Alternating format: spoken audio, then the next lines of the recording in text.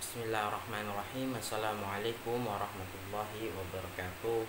Alhamdulillahirabbil alamin wa bihi nasta'in wa ala umurid dunya waddin. Wassalatu wassalam ala sayyidina Muhammadin wa ala alihi wa sahbihi ajma'in. Amma ba'd. Adik-adik sekalian, insyaallah sekarang kita akan melanjutkan pelajaran praktek ibadah. Sekarang kita akan masuk kepada bab zakat nukut.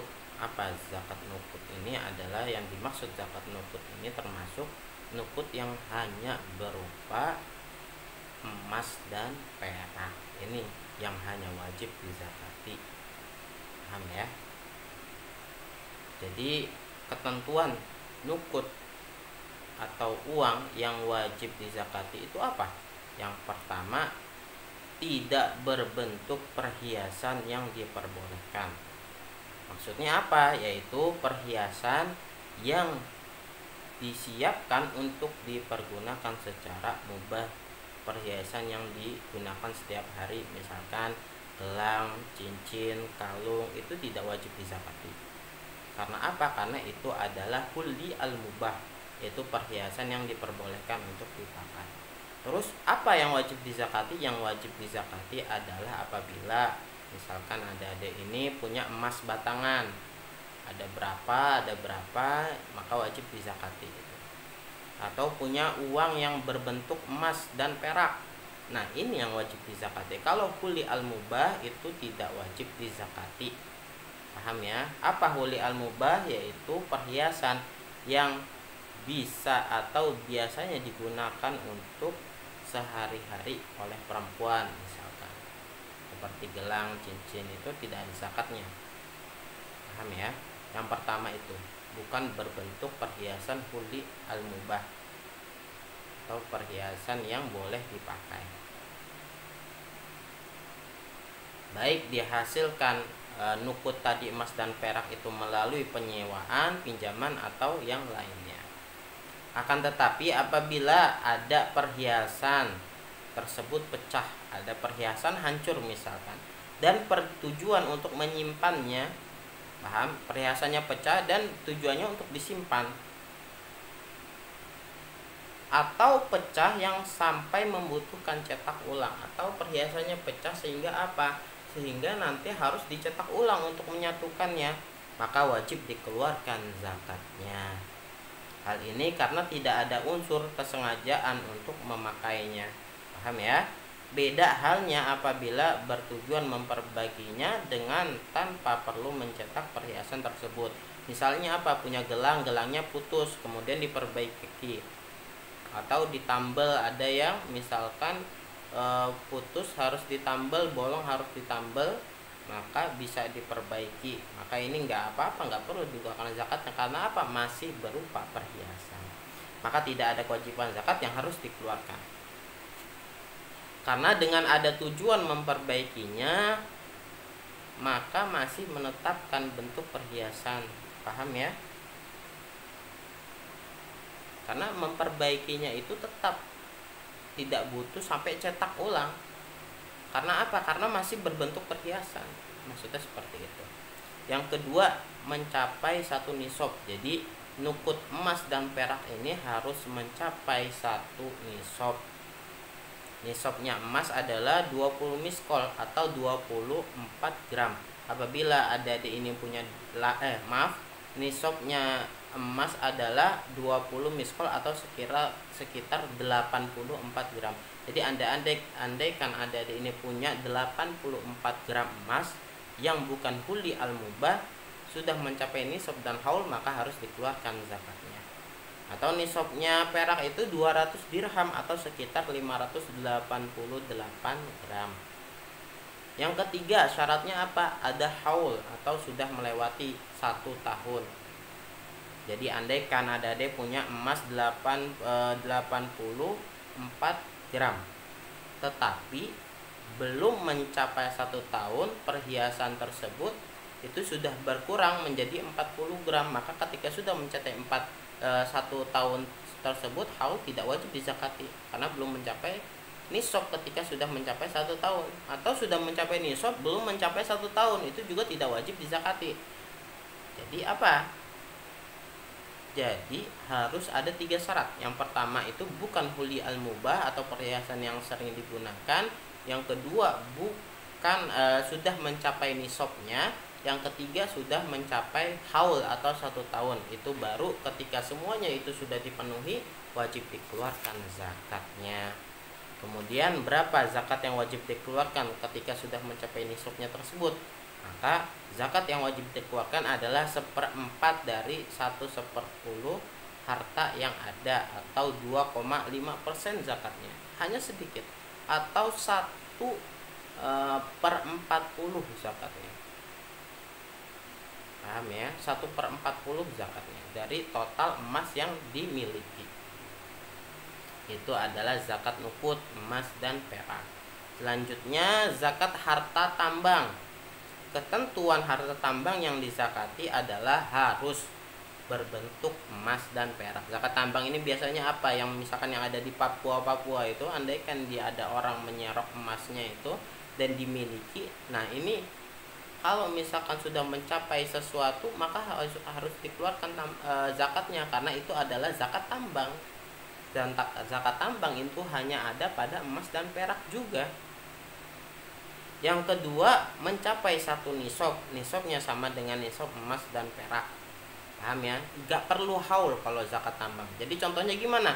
Misalkan ada di daerah Jawa Tengah itu ada emas. Kemudian ada orang nyarok ini di kali, dikeluarkan emasnya, ternyata emasnya ini sudah mencapai 84 gram. Banyak sekali emasnya. Tetapi belum mencapai 1 tahun. Maka itu sudah wajib dizakati walaupun belum mencapai 1 tahun, karena dalam zakat harta tambang ini tidak ada syarat haul. Hanya ada syarat berbentuk emas dan perak yang pertama, dan yang kedua itu hanya 1 nisab, itu aja. Enggak ada syarat 1 haul, berbeda dengan nukut emas tadi, emas dan perak tadi, atau zakatnya uang tadi. Kemudian zakat yang wajib dikeluarkan dari zakat harta tambang itu berapa? Nah, zakat yang dikeluarkan dari harta tambang ini sama seperti halnya emas dan perak dalam zakat nukut, yaitu 1/4-nya dari 1/10 dengan seketika, maksudnya langsung, setelah lebih dulu dibersihkan dari debu atau kotoran yang menyertainya. Jadi sudah difilter dulu, sudah dibersihkan dari tanah, dari debu, itu baru ditimbang apakah mencapai nisab atau tidak. Kalau mencapai nisab wajib langsung dikeluarkan zakatnya. Apabila tidak sampai mencapai nisab, berarti tidak wajib dikeluarkan zakatnya. Paham ya? Kemudian ada yang namanya zakat harta karun, zakat hasil timbungan. Contohnya apa? Apabila ada orang terus di rumahnya ternyata ada harta, di rumahnya itu ada harta. Nah, apakah ada wajib zakat di sana? Ada zakatnya di sana.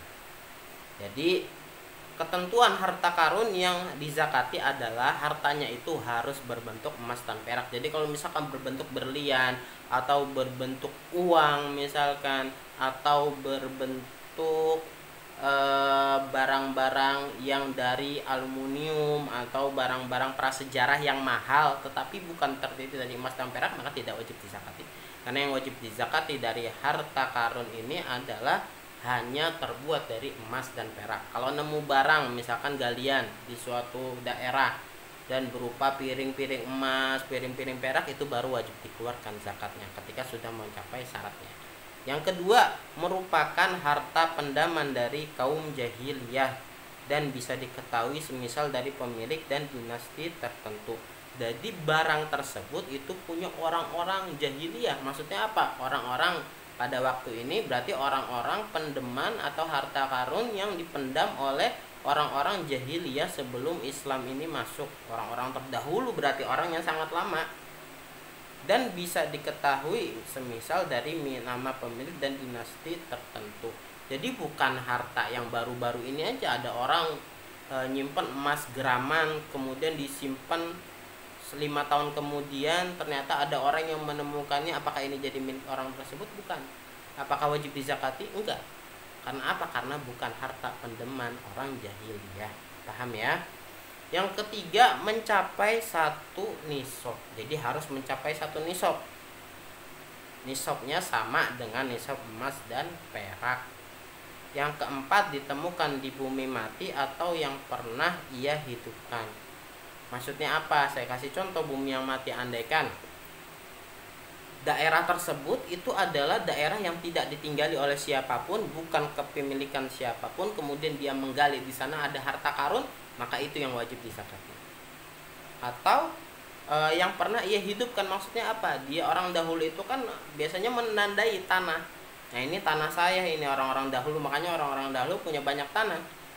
Karena dia sudah contohnya memakai batu untuk dijadikan patokan. Nah, ini tanah saya. Jadi di Ihya Mawat, bahasa fikihnya itu Ihya Mawat, kemudian dia buat berkebun, buat apa. Zaman dahulu tidak ada peraturan harus punya izin dari pemerintah, nggak ada. Yang penting apa? Ada syarat-syarat fikih yang sudah terpenuhi. Nah, kemudian ketika sudah di Ihya Mawat 1 tahun kemudian ternyata ketika digali ada emas dan perak, maka ini wajib dikeluarkan zakatnya. Kalau misalkan tempat tersebut bukan bumi yang mati, maksudnya bukan ada di alam bebas, tidak ada yang memilikinya, atau yang pernah tanah yang pernah ia hidupkan, maka tidak ada zakat. Paham ya? Misalkan ada adik ini ada di rumah, kemudian pada suatu hari beli rumah ini, ketika digali tanahnya ada emasnya, apakah wajib dikeluarkan zakatnya? Tidak dikeluarkan zakatnya. Karena apa? Karena itu bukan tanah yang mati, atau bukan tanah yang pernah dihidupkan, tapi tanah beli. Nah, itu milik siapa nanti? Itu milik orang sebelumnya. Paham ya? Harta itu milik orang sebelumnya, bukan milik adik-adik yang menemukannya. Kan yang dianggap harta karun itu adalah harta yang ditinggalkan oleh orang-orang jahiliyah atau orang-orang sebelum kedatangan Islam. Ini baru dikatakan harta karun. Kemudian zakat yang wajib dikeluarkan dari harta karun tersebut adalah al-khumus atau 1/5 dari jumlah harta yang ada. Jadi agak besar kalau misalkan zakat harta karun ini yang harus dikeluarkan adalah zakatnya adalah 1/5 dari seluruh harta yang ditemukan. Paham ya? Insya Allah akan dilanjutkan kepada pelajaran setelahnya, zakat harta tijarah, pada pertemuan setelahnya. Kurang lebihnya saya mohon maaf. Wassalamualaikum warahmatullahi wabarakatuh.